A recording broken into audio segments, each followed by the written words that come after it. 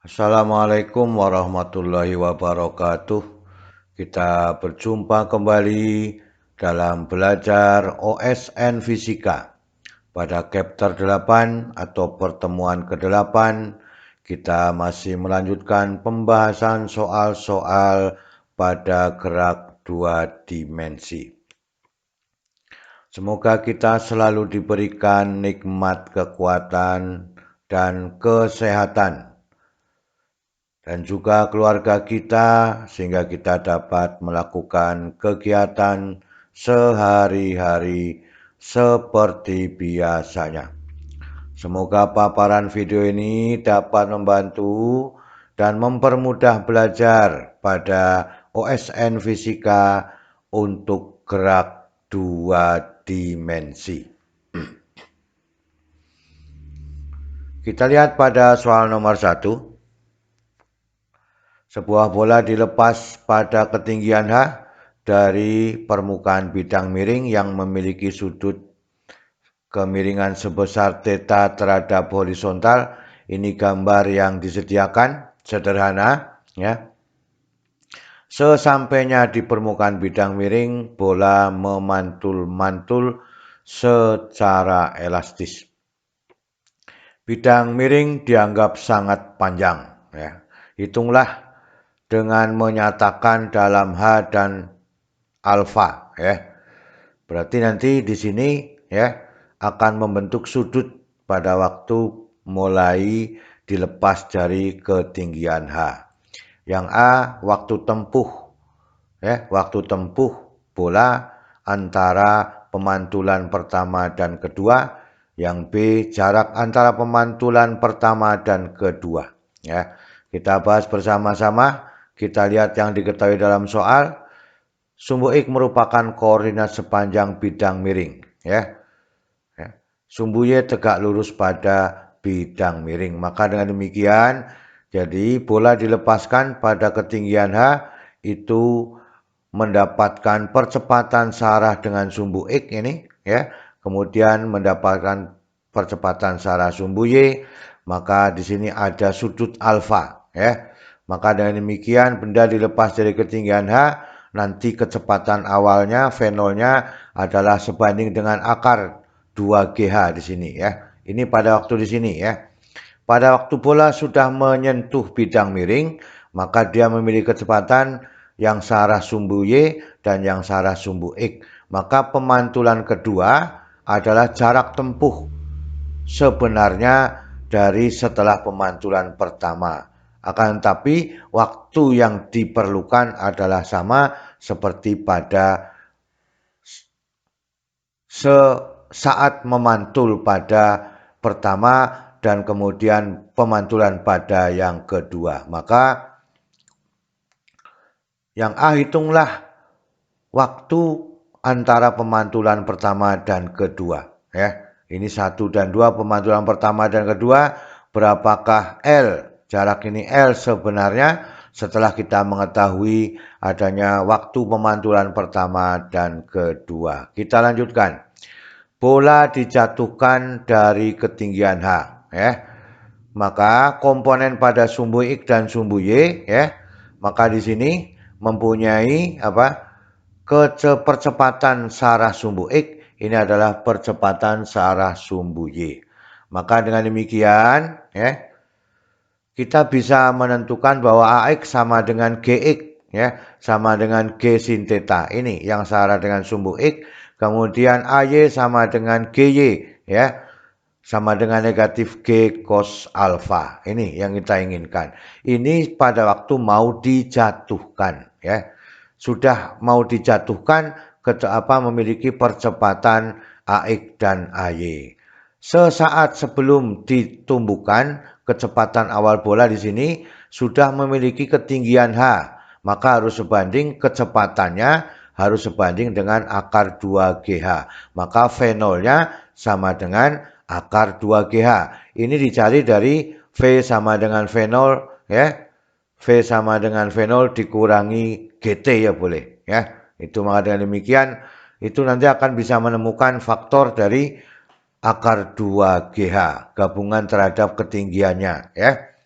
Maka dengan demikian, komponen kecepatan awal bola terhadap sumbu X dan sumbu Y, ya, di sini juga bisa memiliki ada kecepatan awalnya. Maka dengan demikian V0 di sini, ya, itu kalau unsur X-nya, maka V0 X sama dengan V0 sin theta.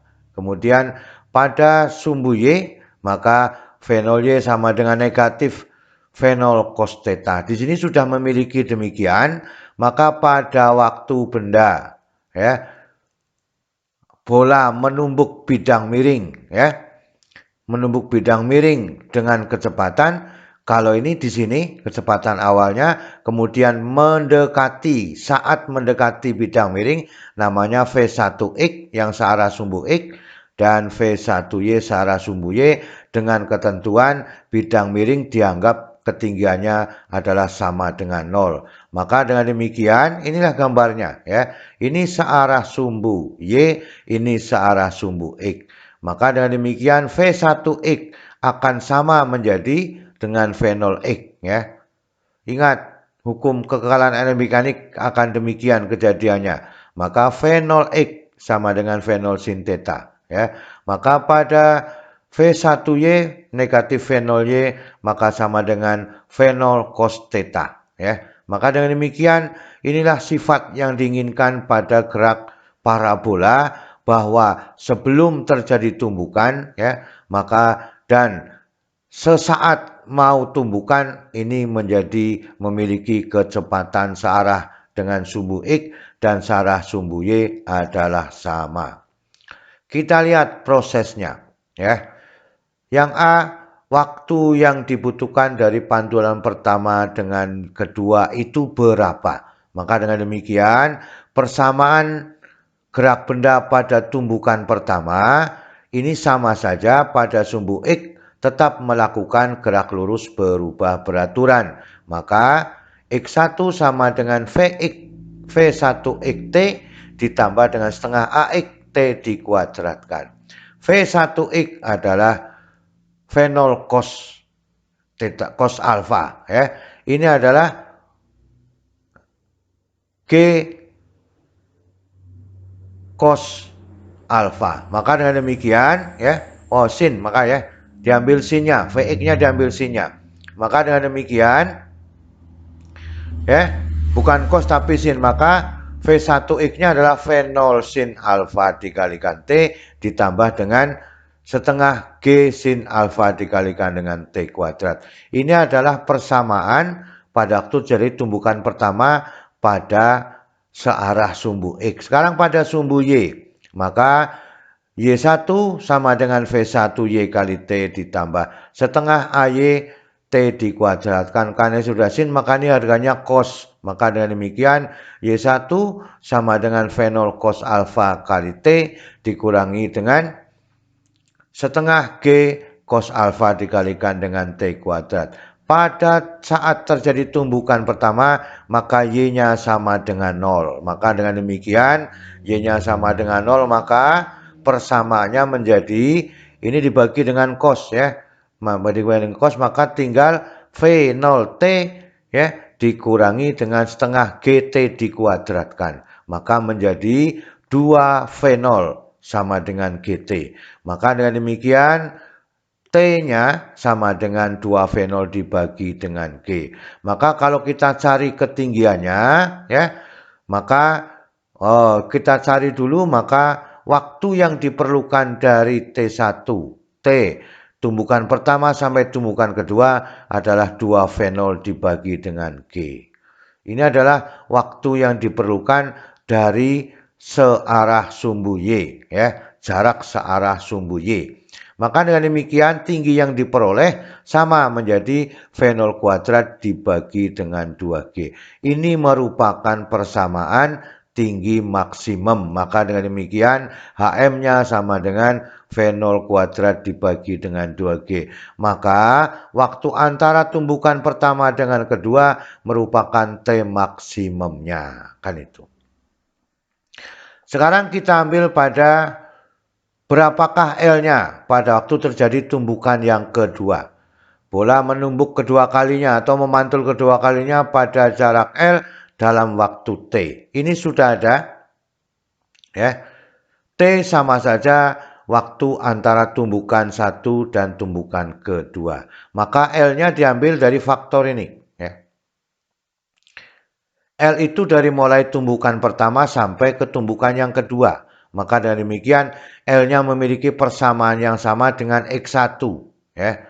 Maka dengan demikian L sama dengan V0 sin alfa kali T ditambah setengah G sin alfa T dikuadratkan. T-nya sudah ada, ya. V0-nya juga sudah ada, maka dengan demikian, ya, persamaannya menjadi, ya, kita lihat di sini, ya. Sinnya akan menjadi sama, ya. Itu, ya. Maka dengan demikian ini bentuk dari, ya, maka sama saja menjadi L sama dengan perkalian dari V0 T ditambah, ya, ditambah setengah GT dikuadratkan dikalikan dengan sin alfa. Ini dikumpulkan, berarti dikumpulkan V0 T ditambah setengah GT kuadrat dikalikan dengan sin alfa, ya. Ini dikumpulkan persamaannya supaya mudah, sehingga T-nya diganti 2 V0 per G, ya. Maka V0 dikalikan 2 V0 per G ditambah dengan setengah G dikalikan 2 V0 per G dikuadratkan dikalikan dengan sin alfa. Maka dengan demikian ini 2 V0 kuadrat per G, ya. Ini G dikuadratkan masih ada per G, ya. Maka ini adalah 4, ya. 4 V0 kuadrat, ya. 4 V0 kuadrat ini dikalikan dengan setengah. Maka dengan demikian ketemunya yang pertama di sini adalah 2 V0, ya. 2 V0 kuadrat per G ini adalah, kalau tidak dibagi berarti tetap sama. 4 V0 kuadrat dibagi dengan 2G dikalikan dengan sin alfa. Maka dengan demikian ini disamakan penyebutnya menjadi 4, ya. 4 V0 kuadrat dibagi 2G, maka ketemunya adalah 8, ya. 8 V0 kuadrat dibagi dengan 2G dengan sin alfa. V0 kuadrat dibagi 2G adalah H atau H maksimum. Maka dengan demikian L sama dengan 8H sin alfa, ya. Kemudian boleh juga persamaannya L sama dengan 8 H maksimum dikalikan dengan sin alfa. Inilah yang kita inginkan, dengan syarat bahwa persamaan pada tumbukan pertama sebenarnya akan meloncat kepada tumbukan yang kedua, sehingga persamaannya sama dengan waktu yang sama, ya. Maka dengan demikian betul bahwa T maksimum adalah 2 V0 dibagi dengan G. Inilah yang kita inginkan sampai ke tanah kembali menjadi 2 V0 dibagi dengan G, ya. Itu yang diinginkan, ya, pada soal nomor 1. Kita lihat pada soal nomor 2. Pada gerak peluru, berapakah percepatan di titik tertinggi? Abaikan gesekan udara dan angin. Apakah 0, apakah G, atau tidak ada ditentukan. Gerak parabola pada waktu mencapai titik tertinggi, ya, yang bekerja adalah pada kecepatan mendatarnya. Maka dengan demikian benda masih melayang di udara, berarti masih ada pengaruh dari percepatan gravitasinya. Maka dengan demikian, ya, ciri-cirinya pada gerak peluru yang pertama, ya, percepatan peluru selalu sama dengan percepatan gravitasi yang arahnya menuju pusat bumi. Jadi yang mendatar adalah kecepatan pada searah sumbu X, tetapi masih dipengaruhi oleh gravitasi bumi. Pada titik tertinggi, ya, komponen vertikalnya sama dengan 0, tetapi, ya, percepatan peluru tetap sama dipengaruhi oleh G, ya. Maka jawaban yang dilakukan adalah yang B, yaitu masih dipengaruhi oleh gaya gravitasi bumi. Maka percepatan pada titik tertinggi itu adalah sama dengan G. Itulah yang diinginkan pada soal nomor 1 dan soal nomor 2. Maka dengan demikian, sudah kita bicarakan bersama-sama dari soal nomor 1, nomor 2, maka semoga kita bisa memahami dan menemukan kesimpulan-kesimpulan untuk mempermudah persoalan pada gerak 2 dimensi. Selalu semangat belajar. Terima kasih.